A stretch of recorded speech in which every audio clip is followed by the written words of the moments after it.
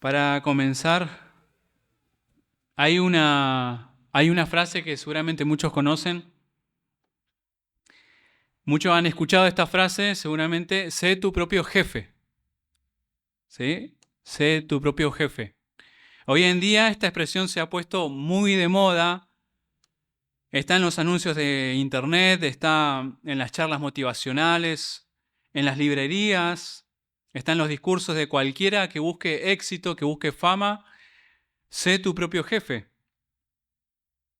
Y no solamente se vende como un eslogan para el mundo del comercio en términos de trabajo, sino que el mundo nos ha vendido esta idea como la cúspide de la realización humana. Nos dice, no le rindas cuentas a nadie, rompe tus cadenas, sé el dueño de tu tiempo. Vos podés cambiar tu destino, vos podés convertirte en el amo de tus decisiones. Y en el fondo, el mensaje de nuestra cultura es que la máxima libertad es la autonomía total, que la felicidad se alcanza cuando logramos que nadie esté por encima de nosotros diciéndonos qué hacer. Sin embargo, si trasladamos esta promesa del plano laboral al plano espiritual, descubrimos que es una ilusión muy peligrosa. Porque la realidad es que nadie puede ser su propio jefe en términos espirituales. El ser humano jamás fue diseñado para actuar en una independencia absoluta. Creer que nos gobernamos a nosotros mismos es ignorar la fuerza invisible del pecado. Y la psicología, la cultura, el mundo nos dice que somos libres de elegir lo que queremos. Pero la condición humana nos demuestra lo contrario. El hombre que se cree libre y decide vivir bajo sus propios términos, tarde o temprano descubre que sus impulsos, sus orgullos, sus adicciones y sus egoísmos lo terminan gobernando. La verdadera libertad no consiste en la ausencia de un amo, sino en saber a qué amo servimos. No existe la neutralidad espiritual. No existe esa neutralidad. No somos seres completamente independientes. Somos seres creados para depender. Por lo tanto, la pregunta no es si vas a servir a alguien o no. La verdadera pregunta es, ¿a quién estás sirviendo hoy? ¿A quién estás sirviendo hoy? Y he titulado entonces esta prédica Esclavos de la Justicia. Y con esto en mente, y habiendo leído el pasaje de Romanos 6, vemos que acá el apóstol derribó por completo el mito de la autosoberanía humana. Este mito de ser tu propio jefe lo derriba totalmente y confronta con una verdad que no podemos esquivar. Él dice, o somos esclavos de pecado para muerte, o somos esclavos de Dios para vida. Ya está, no hay otra. No hay un gris. No hay alguien neutral ahí en el medio. O sos esclavo para la muerte, o sos esclavo para la vida. Entonces, vamos a ver que ahora leímos de un esclavo escribiéndole a otros esclavos. Pablo mismo se identifica como un esclavo de Jesucristo, como en la carta de Filipenses también así lo inicia. Pero ¿por qué precisaba saludar de esa forma? ¿Qué es lo que estaba tratando de decirles a los romanos en este capítulo? Es por eso, si nos situamos, hermanos, en la audiencia a la que Pablo escribía, nos vamos dando cuenta por qué, cómo él escribía, que ellos necesitaban una comprensión más profunda de la sana doctrina. Para Pablo es necesario explicar con profundidad la verdad del Evangelio y sus demandas.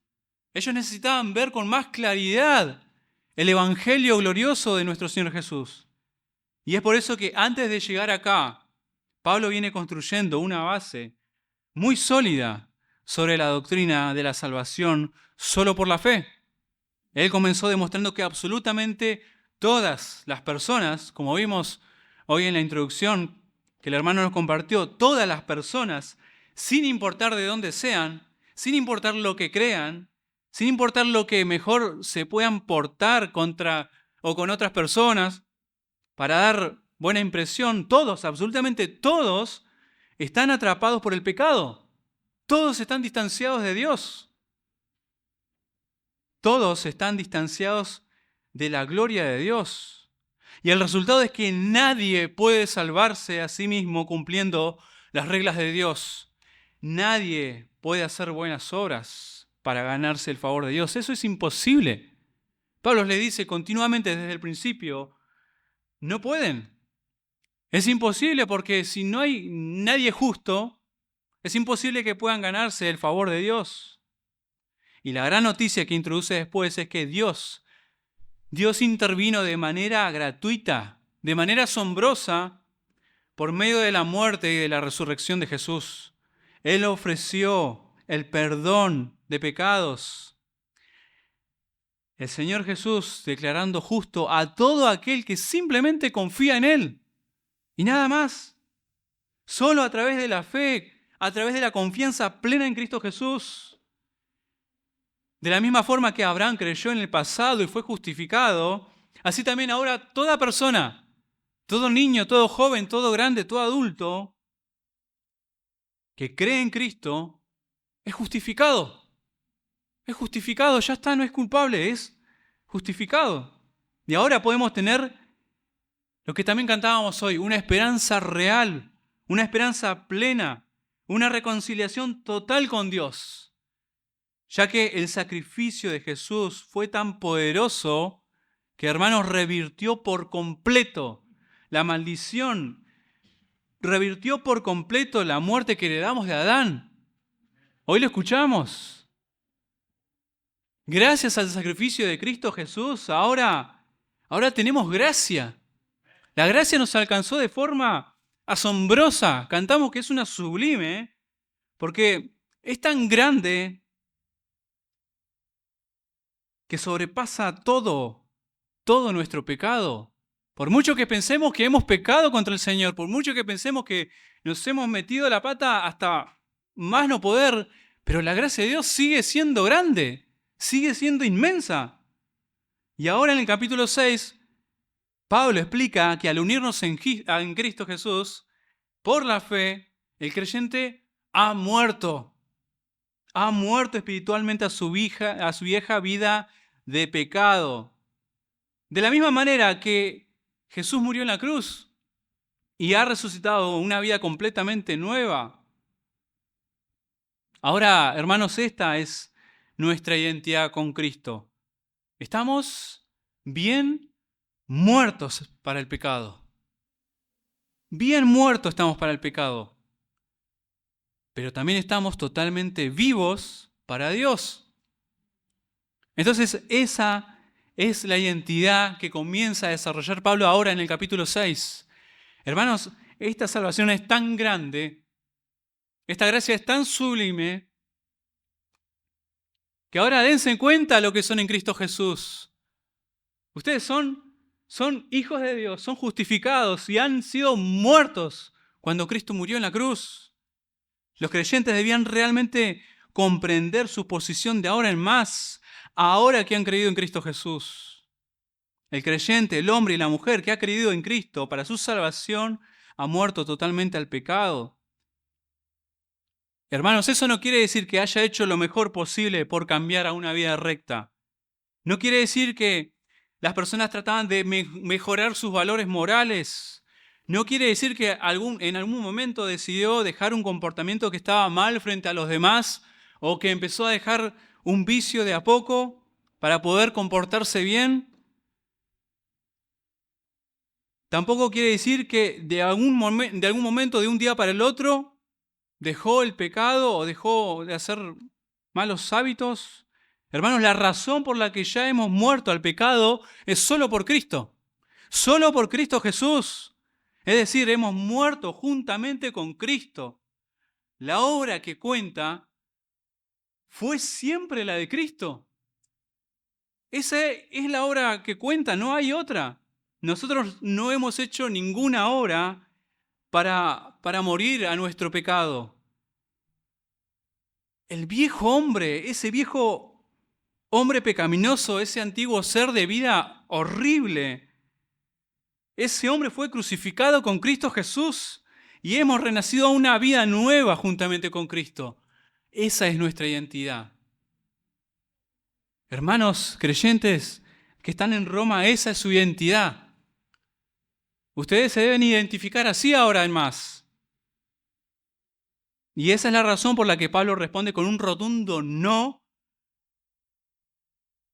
Quien se esté planteando que para que la gracia abunde y sea más grande deberíamos perseverar en el pecado. Si la gracia de Dios es tan grande que perdona todo pecado, ¿no deberíamos seguir pecando para que Dios muestre aún más su gracia?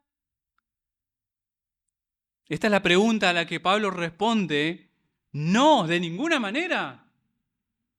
¿Cómo van a seguir pecando?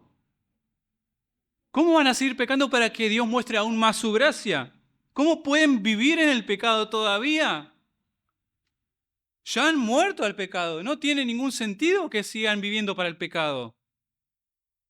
Y es por eso que cuando leemos en los Salmos, hay salmistas que dicen que desean vivir en sendas de rectitud por amor de su nombre.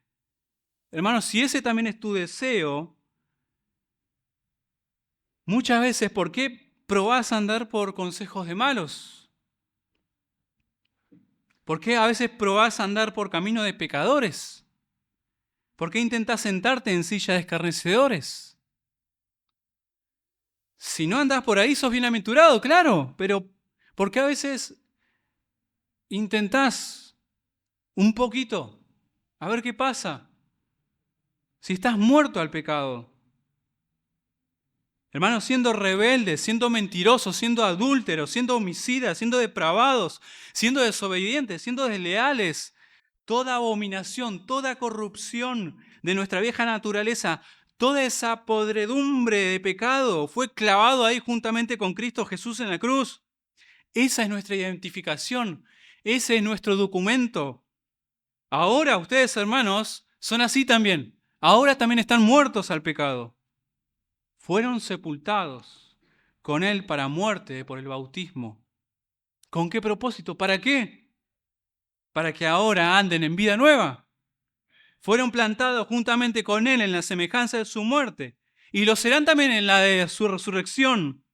Y como resultado de nuestra crucifixión junto con Cristo, el viejo y perverso hombre de pecado, esa vieja persona está ya fuera del dominio del poder del pecado.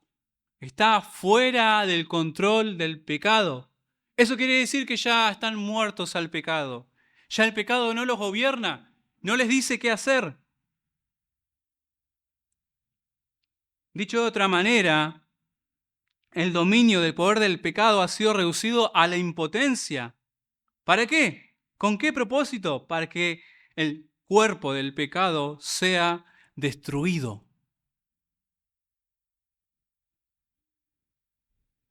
Hermanos, tenemos que comprender cuál es la gracia de Dios en esta gran verdad.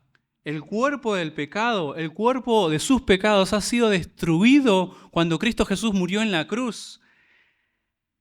¿Y para qué? Para que nosotros no sirvamos más al pecado. Para que usted, hermano, hermana, no sirva de ninguna manera más al pecado. Morimos al pecado cuando nos unimos a Cristo y viviremos con Cristo, porque Él resucitó entre los muertos y la muerte ya no tiene poder para el Hijo de Dios. Y es necesario que podamos profundizar nosotros, hermanos, que la muerte de Cristo por nuestra maldad y la victoria en su resurrección, esas son las verdades absolutas. Como cristianos, tenemos que proclamarlas, tenemos que compartirlas. ¿Qué sos en Cristo Jesús? Puedes ser padre, puedes ser hermano, puedes ser un hijo, pero ¿qué sos en Cristo Jesús? Si tu identidad, si tu documento de identidad está cada vez más plasmado en la obra que hizo Cristo Jesús, Tu identidad va a decir, con Cristo estoy juntamente crucificado. Yo ya no vivo, más vive Cristo en mí. Lo que ahora vivo en la carne, lo vivo en la fe del Hijo de Dios, el cual me amó y se entregó a sí mismo por mí. Esa va a ser tu identificación para tus compañeros, para tu familia, para el mundo, para tus hermanos. Con Cristo estoy juntamente crucificado. Pablo les dice a los romanos, de la misma forma, que Cristo murió una sola vez para quebrar el poder del pecado, y así también ustedes deben considerarse muertos al pecado y vivos para Dios en Cristo Jesús.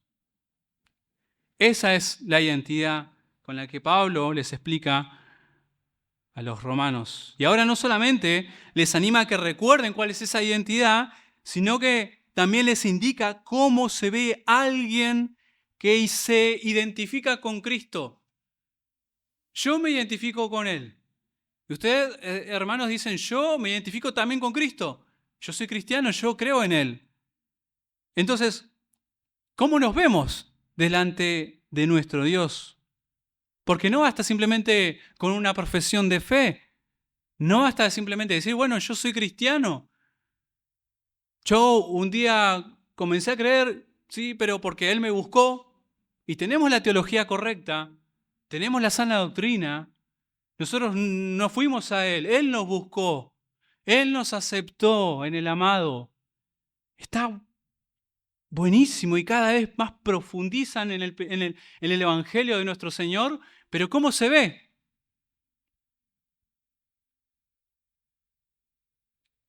Cuando conocen a una persona extranjera, no solo se dan cuenta que por su documento de identidad no es de acá, no es de la región, no es local, sino que también escuchan su acento, ¿no? Escuchan sus costumbres, las conocen, escuchan su himno nacional, lo ven, lo distinguen enseguida por su comportamiento. Él no es de acá, él es de otro lado, ¿no? Tal vez comenzamos a decir, bueno, es de tal país, es de tal otro, pero ya sabemos que no es de acá. Bueno, de la misma forma, si se identifican con Cristo, si están muertos al pecado, eso se va a tener que notar, eso se va a tener que ver.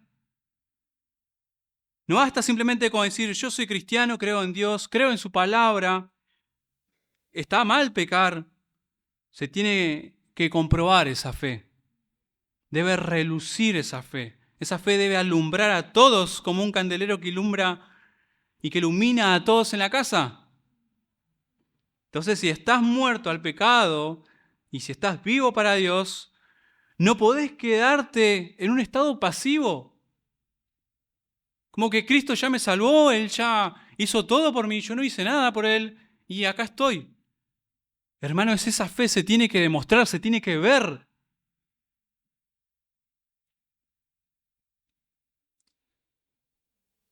Dios te manda que le obedezcas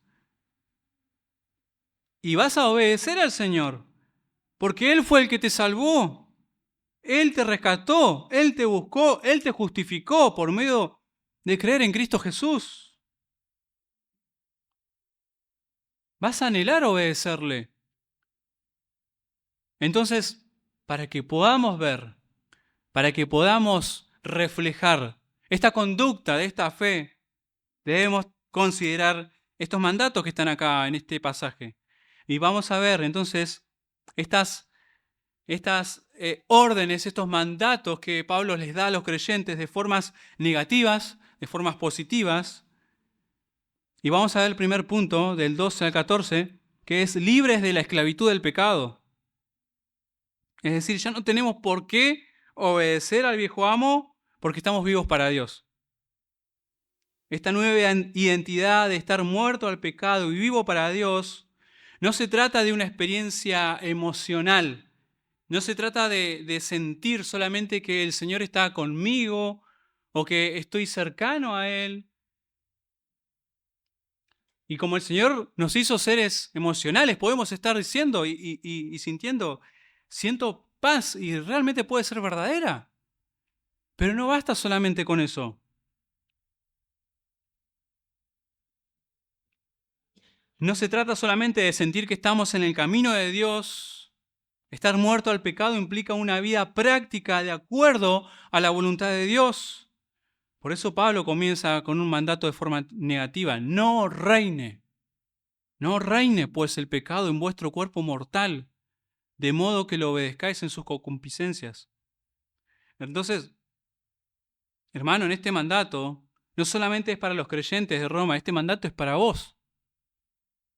Es para mí. Acá estamos nosotros incluidos, nosotros somos quienes debemos obedecer este mandato, los creyentes. No los que están afuera, no el mundo, no sus compañeros que no conocen a Cristo Jesús. Hermanos, nosotros como iglesia debemos obedecer estos mandatos. No reine el pecado en sus cuerpos, como de alguna forma que empiecen a obedecerlo en sus deseos, en sus deleites. Entonces presten atención, es a la iglesia a la que le está haciendo el Señor este mandato. Entonces ahora como cristianos, ¿de qué forma ahora nos pueden reconocer que estamos muertos al pecado? Bueno, no deben dejar que reine el pecado en sus cuerpos. Esa palabra reinar corresponde a un control. Hermanos, no deben dejar que el pecado controle la manera en la que viven. No se confíen. No crean que están seguros. Tal vez podés pensar, bueno, tranquilo, yo sé dominar la situación. Yo he tenido varias situaciones de lucha. Esta vez no voy a caer. Yo creo que ya pasé varias veces esta situación, no voy a caer, no voy a ser débil. Entonces, hermano, no te dejes engañar por tu propio orgullo. ¿Y qué tal si te descuidas y cedes a la tentación? ¿Y qué tal si te desvías? No debes pensar que es poca cosa si eso te sucede. Hermano, ¿cómo podés pensar que no es tan grave? Si en algún momento cedes un poco, ¿cómo podés pensar que, bueno, el Señor me va a perdonar? No estarás ejerciendo el dominio propio que el Señor te ha concedido ahora en Cristo Jesús. Todo lo contrario, estás dejando que el pecado empiece a tomar control de vuelta. Ya moriste al pecado, pero ahora, como estás dejando un poquito, de vuelta está el pecado controlándote, de vuelta estás obedeciéndolo. ¿Cómo podés hacer eso? Hermano, eso es lo que Pablo les está diciendo a los creyentes. ¿Cómo pueden hacer eso de ceder un poquito, aunque sea? Van por una vía recta y de repente se desvían un poquito para saber qué hay acá, qué hay por acá. Si ya han muerto al pecado, fueron crucificados con Cristo Jesús, juntamente con Él. Esa es su identificación. Entonces, ¿para qué? ¿Para qué te desvías un poquito? ¿Cómo podés hacer eso si estás muerto? No debes ceder a la tentación para obedecer al pecado. Hermanos, tendrán tentaciones y van a haber en todo tiempo tentaciones. Y no esperen librarse de las tentaciones porque serán tentados por sus deseos carnales, por lo que antes les gustaba. ¿A ustedes les gustaban esos deseos? Eran seducidos.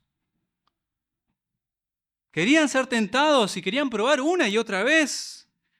Antes les gustaba y veían ese charco ahí de barro y querían revolcarse un poco más, un rato más, estar ahí un cachito más. Pero ahora esperen por un momento. Este es el mandato. Su deber es no dejarse controlar por esos deseos pecaminosos. Tu vida debe ser un continuo velar para no entrar en tentación. Señor, líbrame del mal, no me dejes caer en la tentación. No dejen que el pecado controle su cuerpo mortal ni obedezcan a sus deseos perversos. Dice en la versión Palabra de Dios para Todos.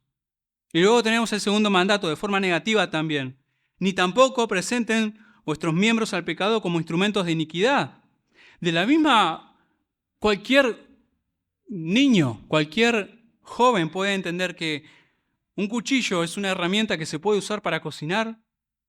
Los ven a los padres cocinando, tranquilos, y es clásico. Incluso pueden haber otros utensilios, pero el cuchillo saben para qué es los niños. Pero también saben incluso que puede ser una herramienta para otro fin y puede convertirse en un arma para matar, en una herramienta peligrosa. De la misma forma, no dediquen sus miembros al pecado como instrumentos de iniquidad. Esa palabra instrumento se traduce precisamente como arma, justamente, como armas. Entendiendo que ahora estamos en un campo de batalla, entendiendo que estamos continuamente en lucha, Pablo está diciendo que los miembros de nuestro cuerpo, los ojos, la lengua, las manos, la mente, no son neutrales, no permanecen en un estado gris o de un lugar que no afecta ni lo bueno ni lo malo. No, para nada. Son armas que podrían ponerse al servicio de la maldad. Unos capítulos atrás, cuando Pablo hace una radiografía de cómo el cuerpo humano sin Dios se convierte en un arsenal de maldad, él describe cómo operan los miembros al pecado. Sepulcro abierto en su garganta, con su lengua engañan, veneno de áspides hay debajo de sus labios, su boca está llena de maldición y de amargura, sus pies se apresuran para derramar sangre. Así actúan sus miembros. Así actuaban antes sus miembros y se complacían en actuar de esa forma. Entonces, hermanos, deben obedecer este mandato. No deben dejar que controle el pecado sus miembros. No deben dejar que los gobierne. Porque lo que te condena es la muerte.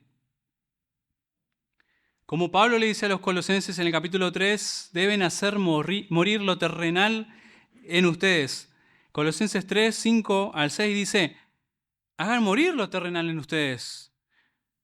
¿Qué cosas? Fornicación, impureza, pasiones desordenadas, malos deseos y avaricia, que eso es idolatría. En el versículo 8, también dejen la ira, dejen el enojo, la malicia, la blasfemia, palabras deshonestas de vuestra boca. Y una vez más, no se lo dice a personas de afuera, a incrédulos, se lo dice a una iglesia, se lo dice a hermanos. Hermanos, si la verdad de Cristo han abrazado, no mientan unos con otros. Por favor, dejen morir eso, todos esos deseos carnales. Si han muerto, hermanos, eres libre de obedecerlo. Huye entonces de estas impiedades. No debes presentar tu cuerpo para obedecer estos mandatos de maldad. No debes presentar tu cuerpo para obedecer esos malos deseos. Pablo no solo les ordena lo que no tienen que hacer entonces, sino también que hay otro mandamiento, del que sí tienen que hacer, del que sí debían obedecer. El tercer mandamiento de forma positiva en el 13, presentaos vosotros mismos a Dios como vivos de entre los muertos. Entonces, hermanos, somos en Cristo Jesús nuevas criaturas.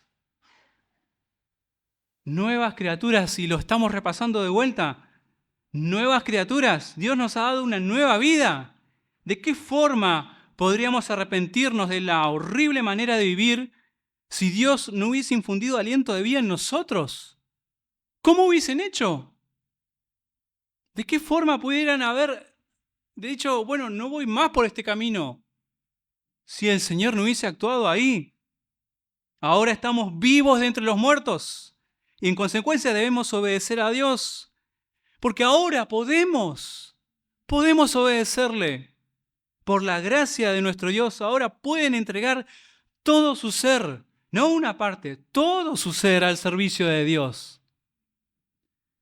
Ahora ustedes se tienen que dedicar a Dios. No, hermanos, cuando tengan ganas, no cuando tengan tiempo, no una parte, completamente, como lo que son vivos de entre los muertos. Y sus miembros deben presentarse instrumentos de justicia. De la misma forma que antes presentaban sus miembros como armas de maldad, ahora deben presentar sus miembros como armas de justicia. Hermanos, se trata de una fe activa, no de alguien que está pasivo nuevamente. Si antes usaban sus manos para robar, ahora las usan para trabajar. Si antes usaban su lengua para maldecir, ahora la van a utilizar para bendecir, para hablar la verdad unos a otros. Si antes caminaban a lugares vergonzosos, de los cuales ni siquiera podrían llegar a compartirles a alguien tal vez de confianza, ahora sus pies van a ir por sendas de justicia, van a ir a lugares para asistir a alguien que necesite, a alguien que necesite ayuda. Van a cambiar todas sus motivaciones. ¿Y cuál es la razón de obedecer estos mandamientos? Llegamos a esta conclusión última en esta primera parte de que porque no debemos presentar nuestros cuerpos y nuestros miembros al pecado y sí dedicar nuestros miembros como instrumento de justicia, el pecado no se enseñoreará de vosotros, pues no estáis bajo la ley, sino bajo la gracia. Versículo 14. El pecado no se va a enseñorear más. El pecado ya no es su amo. El pecado ya no es su señor, hermanos. El pecado ya no los controla. Ya no está ahí para decirles qué hacer. Con un látigo diciéndoles, comportate de esta manera para blasfemar el nombre de Cristo. Ya está, desapareció. Y el tiempo verbal futuro de enseñorear hace hincapié a esto. Nunca más. ¿Ven esa realidad, hermanos? Nunca más el pecado se va a enseñorear de ustedes. Nunca más habrá un momento en que el pecado vuelva a tomar dominio sobre ustedes. Jamás. Ahora el pecado ya no tiene autoridad sobre nosotros. Por lo tanto, hermanos, estas son las noticias. Ya son libres del pecado. Ya no obedecen más al pecado. Todo creyente que ha nacido de nuevo por el Espíritu de poder y ha muerto su pecado por la muerte de Cristo, ya no es más esclavo del pecado. ¿Pero por qué? ¿Por qué? Nuevamente, yo no hice nada. Ustedes no hicieron nada. Ya no están bajo el régimen de la ley, sino bajo el régimen de la gracia de Dios. Y esto no quiere decir que ahora estamos sin ley. No quiere decir que las leyes de Dios ya no nos afectan. La ley de Dios va a regir a todos por igual. De hecho, el cristiano debe vivir amando la ley de Dios. El cristiano debe levantarse cada día y clamar al Señor, oh Señor, cuánto amo yo tu ley. Es todo el día ella mi meditación. Todo el tiempo debes amar la ley de Dios. No está afuera. Sigue actuando la ley de Dios en nuestras vidas. Pero Pablo acá explica que ya no estamos bajo la condenación de la ley, ya que en el pasado estábamos obligados a pecar.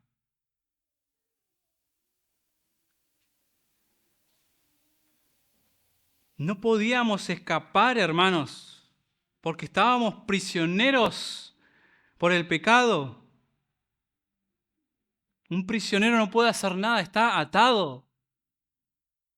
Un prisionero solamente hace lo que le dice su amo, lo que le dice su señor que haga y nada más. Pero ahora que estamos en la gracia de Dios, somos libres para obedecer a Dios. Y la pregunta es, ¿dejamos de ser esclavos?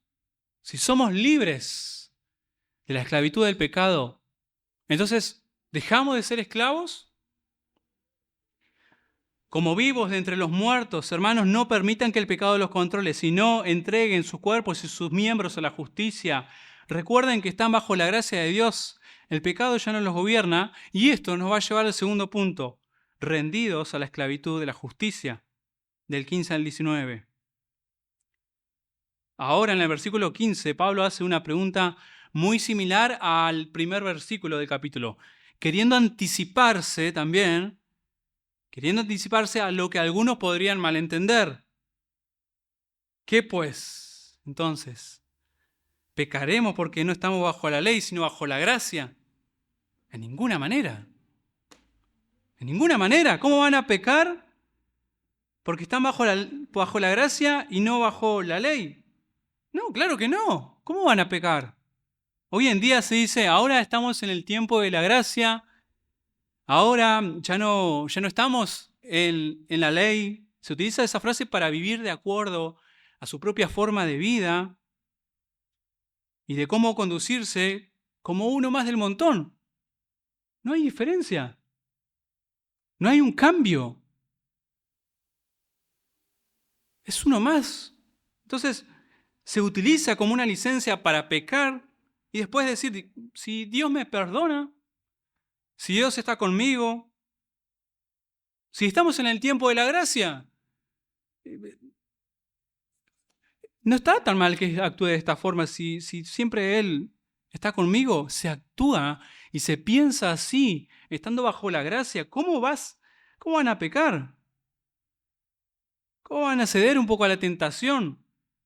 Barclay dice que alguien podría estar tentado a decir, si el perdón es tan fácil y tan inevitable como todo eso, si lo único que Dios quiere es perdonar, si su gracia es tan ancha como para cubrir cualquier mancha o defecto, ¿por qué preocuparnos del pecado?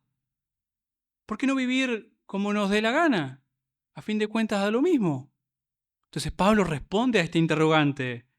Hermano, no podés tener esta actitud de alguien que pregunte así, pensar tan deliberadamente acerca del pecado, acerca de la maldad. Si de alguna forma estás pensando así, arrepentite.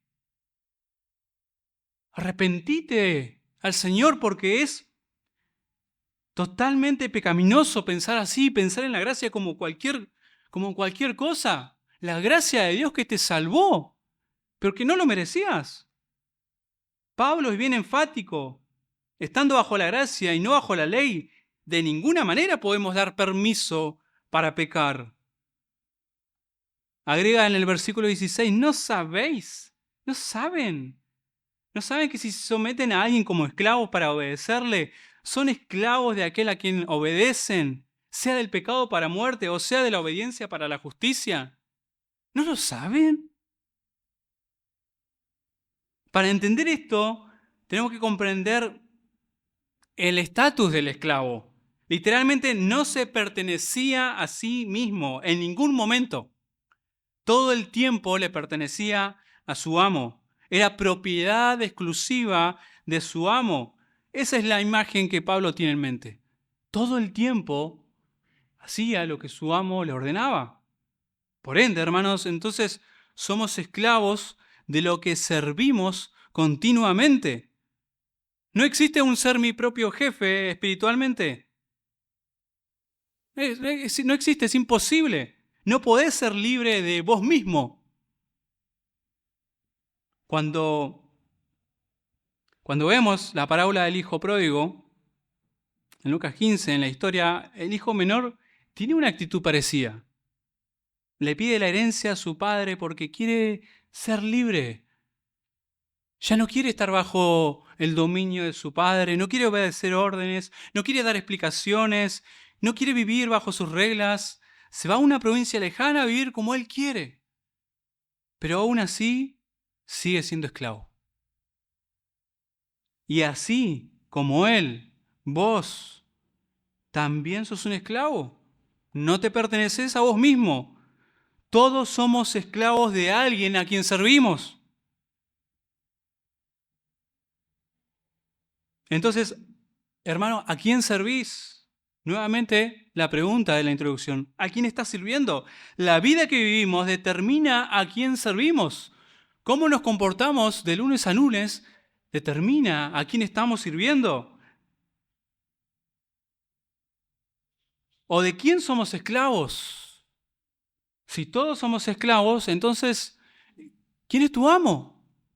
¿Quién es tu señor? Este término de esclavo es el doulos. Se refiere a que la persona es propiedad exclusiva de alguien. Y no solo eso, sino que le obedece totalmente todo lo que su amo le pide. Solo hay dos opciones. O sos esclavo del pecado para muerte, o sos esclavo de la obediencia para la justicia. Dos opciones nada más. No hay un gris, no hay una neutralidad. Yo no considero ser esclavo de no, no existe. O sos esclavo de Dios, o sos esclavo de Satanás. Entonces mirá, hermano, tu forma de andar. ¿Qué es lo que haces cada semana, cada día? ¿Qué es lo que decís? ¿Qué es lo que dejás de hacer? Hacé memoria por un momento de lo que fue la semana pasada. Toda tu rutina, lo que estuviste haciendo, todo lo que estuviste haciendo tal vez para alguien.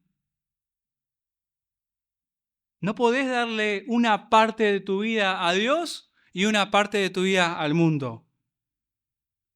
¿A quién has obedecido todos estos días? ¿A quién le hiciste caso? Porque sos esclavo todo el tiempo. Todo el tiempo. Sos esclavo, pero tenés que responder a quién obedeces. El mundo pagano era totalmente inicuo en el sentido de que la concupiscencia, es decir, esos deseos pecaminosos, eran la única ley. Y el crimen producía más crimen.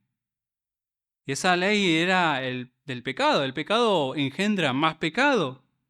La primera vez que se comete un acto indigno, algo que no corresponde, tal vez se hace con vergüenza, ¿no? De alguna forma, cuando hacen un pecado que no hicieron nunca, cometen y caen.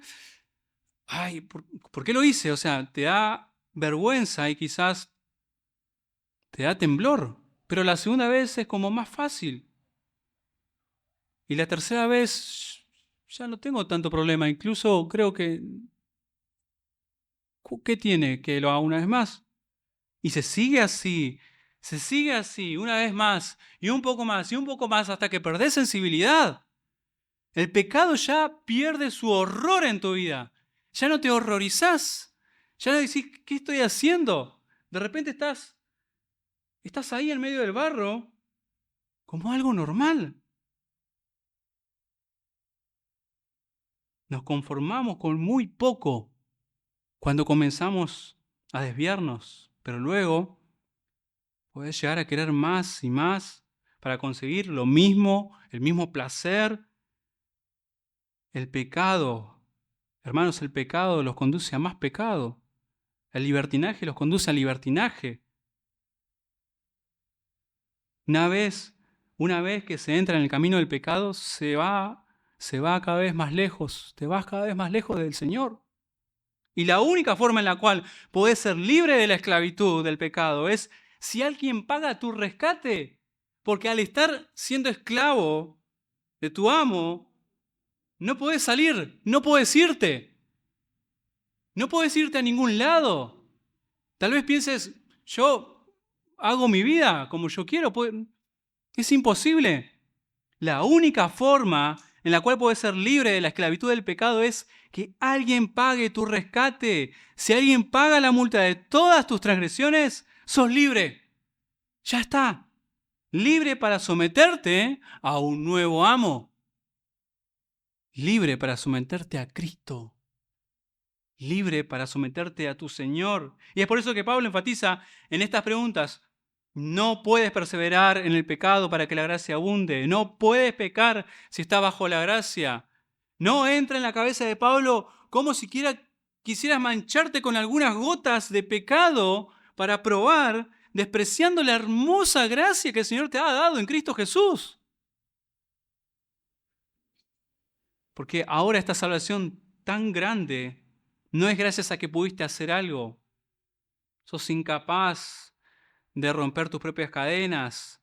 Esas cadenas te esclavizan al pecado. Hermanos, solo Dios, solo en Cristo y solo por su Espíritu Santo es que pudo venir Él y romper tus cadenas. Solamente Él lo pudo hacer. No hay otra persona, no fuiste vos.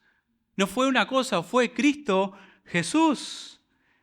Y es por eso que Pablo, por eso es que vos también, hermano, debés decir como Él dice y clamar a Dios, gracias Dios, gracias Señor, porque no lo merecía, no lo merecía. Te complacías, hermano, en el pecado, hacías lo que al Señor no le agradaba, estabas a gusto. Despreciabas la gracia de Dios y no podías elegir hacer lo que era justo, lo que era bueno, lo que era agradable a Dios. Pero gracias a Dios que aunque eras esclavo del pecado, Dios te dio nueva vida.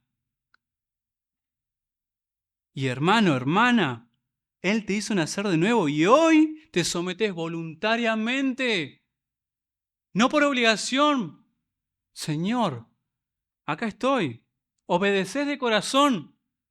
La doctrina del Evangelio de Cristo Jesús, ya está, la quiero abrazar. No hay otra verdad. ¿O por qué pensás, hermano, que esta es la verdad, que este es el Evangelio? ¿No te lo enseñó alguien? ¿No naciste así? Fue el Espíritu de Dios que te convenció de esta verdad. Obedecés de corazón a Dios y fueron libertados del pecado y ahora son siervos de la justicia de Dios. Ahora quieren hacer lo que es justo. Pablo les habla de tal manera, usando la imagen del esclavo, para que ellos puedan entender la idea de que cómo entonces tienen que vivir ahora que tienen otro amo. Les hace una nueva comparación, reforzando su responsabilidad como esclavos de la justicia.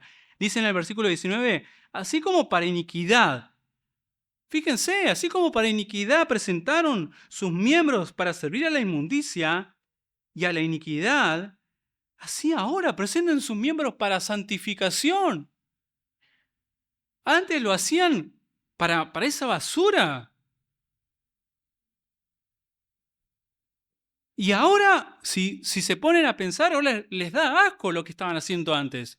Ahora lo que hacían, usen sus miembros para ahora servir a la justicia. Preséntense, dedíquense, apártense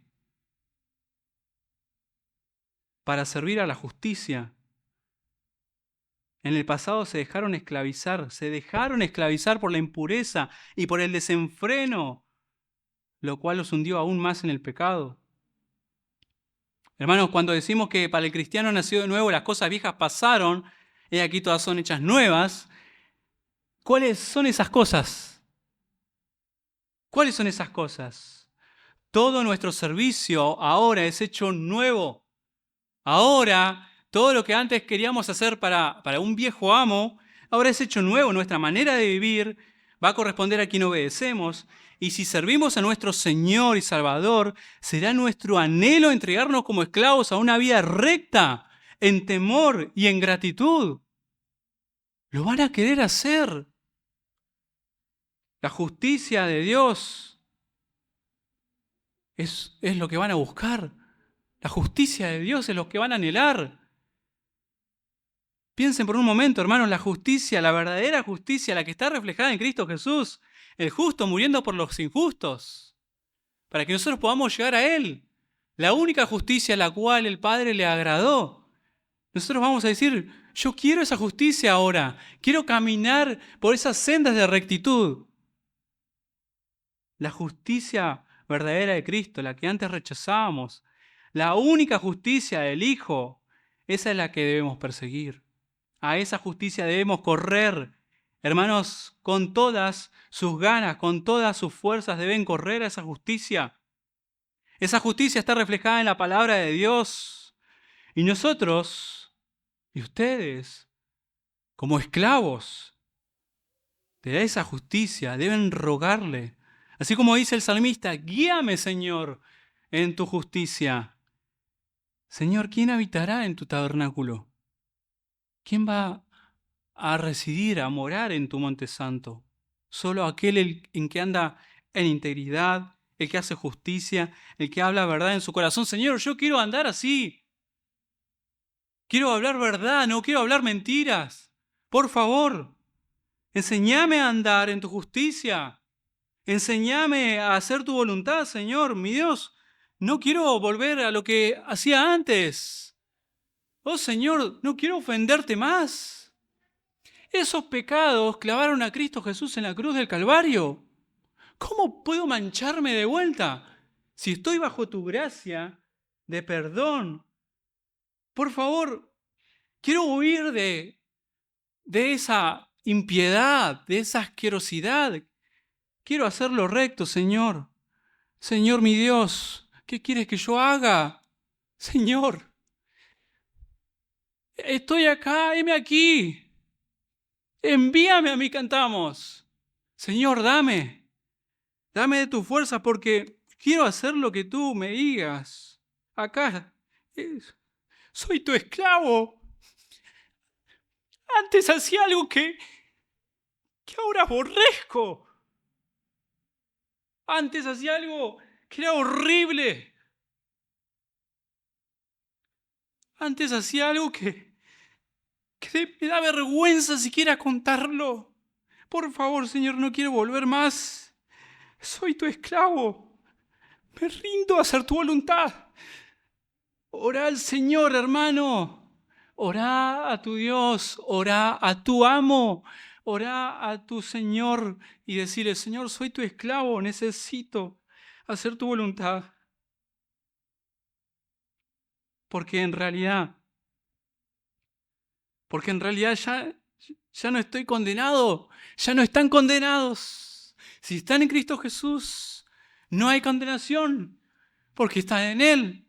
Entonces, Señor, por favor, el fruto de ser esclavos de la justicia es el último punto. Porque cuando eran esclavos del pecado, eran libres acerca de la justicia. Entonces, una vez más, hermanos, recuerdan, tiempo atrás, cuando eran esclavos del pecado, no tenían la obligación de practicar la justicia. No querían practicar la justicia. No tenían la obligación de hacerlo. Les era imposible. Justamente estaban obligados a hacer todo el tiempo continuamente el mal. Continuamente el mal. ¿Y cuál era el fruto? ¿Cuál era la consecuencia de estar esclavizados todo el tiempo por el mismo pecado? Una total vergüenza. Una vergüenza. Pensá por un momento, ¿qué era lo que los conducía? Te daba ganas de hacerlo. Te daba ganas de practicar, te daba ganas de pensar mal, te daba ganas de ver lo prohibido, te daba ganas de hablar cosas que estaban desubicadas. Pero ¿a dónde te conducían eso? A una condenación eterna, a un castigo eterno. Entonces ahora, hermano, estás libre. Estás libre acerca de la injusticia. Estás libre acerca de la injusticia. Es decir, no estás obligado a practicar la maldad. Porque ya no sos esclavo del pecado, sino sos esclavo de aquel que te compró con su propia sangre. Hermano, hermana, si Él no te hubiese comprado, seguirías siendo esclavo, seguirías sirviéndole a ese amo horrible.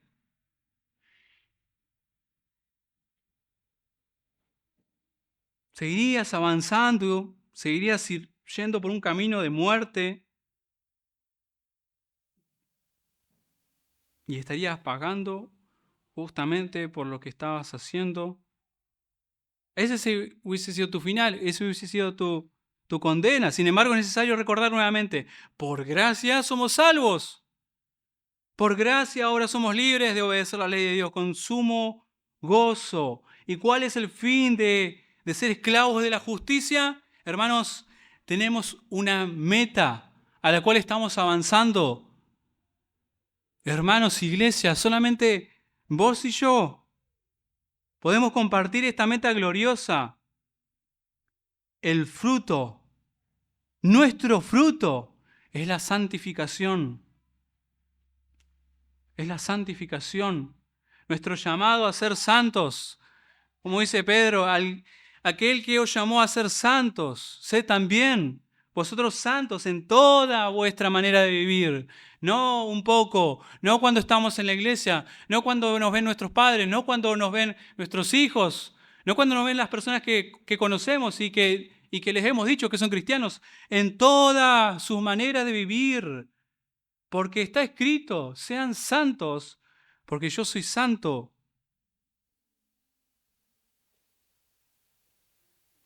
¿Por qué? Porque también da como fin la vida eterna. La paga del pecado es la muerte. La dádiva de Dios es vida eterna en Cristo Jesús. Ustedes, hermanos, yo, antes, no nos dábamos cuenta, cegados continuamente, sordos, muertos en delitos y pecado. Todo el tiempo por donde avanzábamos, estábamos obrando por mal, obrando para nuestro Señor y amo el pecado. Y como trabajábamos para Él, porque éramos sus esclavos, íbamos a recibir una paga. Esa es la paga, la muerte. Esa es la paga, lo que merecíamos, lo que merecían nuestros hechos. Hermanos, el Señor no nos ha pagado como merecíamos, pero si hubieses seguido permaneciendo ahí, gloria y gracias a Dios porque Él te rescató. Pero ¿qué pasa ahora si todavía no sos esclavo de Cristo? Ya dijimos, o sos esclavo de Cristo, o sos esclavo de Satanás, o sos esclavo de la justicia, o sos esclavo del pecado. Y eso se va a notar, eso se va a ver, se va a evidenciar. Y si tu vida justamente es que no te importa ser esclavo de Cristo, que no te importa cómo te miren, vas a recibir justamente esa paga. La ira de Dios completa en la cruz del Calvario es lo que recibió el Señor Jesús. Es lo que Él tomó. Es lo que Él dijo, Señor, consumado es, esta obra ya está completa, ya está hecha. Pero ¿qué pasa si ahora no sos esclavo de Él? Esa ira te corresponde. Esa ira va a llegar un día. Esa paga, esa muerte, esa condenación, la justa y santa ira de Dios. Pero hoy, por gracia de Dios, no endurezcas tu corazón. Por favor. Porque justamente recién vimos que el único que podía justamente romper nuestras cadenas es Cristo Jesús, nuestro Señor. Él salió victorioso, Él salió triunfante de aquella cruz. La muerte no lo retuvo, venció el pecado, venció a Satanás. Él mismo hoy te puede salvar, hoy te puede rescatar. Él mismo hoy te puede liberar de esas cadenas que te atan al pecado y podés convertirte en su esclavo para salvación, para vida eterna en Cristo Jesús. Porque en eso, hermanos, consiste la vida eterna. En que podamos conocer a nuestro Dios y a quien ha enviado, a nuestro Señor Jesucristo. En eso consiste la vida eterna. Y ese es el regalo que nuestro Señor Jesús nos ha dado. Hermanos, por la gracia de Dios tenemos vida eterna en Cristo Jesús. Somos esclavos de la justicia con el propósito de ser santificados. Somos libres en Cristo Jesús.